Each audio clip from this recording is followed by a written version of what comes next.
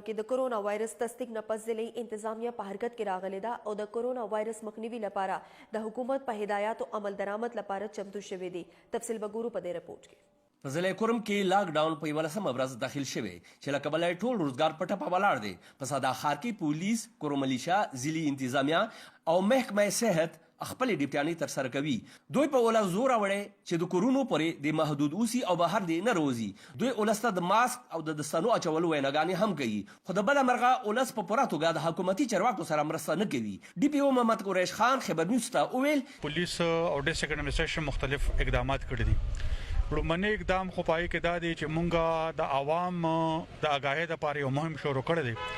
د هغې لپاره کرم پولیس یو انټي کرونا فورس جوړ کړو چې پای کې موږ سره ګاډي دي او 100 ځوانان دي را سره 50 ځوانان موږ سره په پاړه چنار کې دي او 50 د پولیس اهلکار موږ سره په صده کې دي.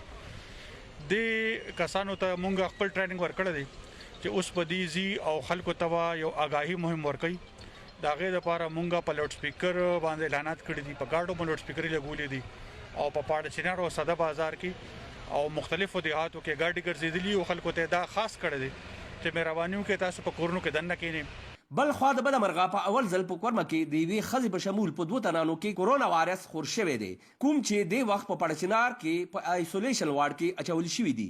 میډیکل سپرنټنډنټ ډاکټر سید واجد علي شاه وایي او په نن سبا دی وخت کې ته موجوده نن پورې په آل ډسټرکټ کرم کې 2 کنفرم کیسونه راغلي دي چې یو میل دی او یو فیمیل دی. هغوی فیملی څه کوم دي هغه ټوټل کوارنټاین کړي دي. حکومت ته پکار دی چې کمپلیټ لاک ډاون شروع کړي او کرفیو شروع کړي. د حکومت د اعلان وروسته په ضلع کرم کې هم په جماعتونو کې صرف 15 تنانو ته په جمع د لمونځ کولو اجازات ورکړی شوی. ضلعي انتظامیې ولس ته خواست کړی چې دوی دې په کورونو کې لمونځونه کوي. کیمرامین محمد باسط سره اقبال حسین اقبال، خیبر نیوز، تحصیل ہیڈ کوارٹر ہاسپٹل صدا ضلع کرم.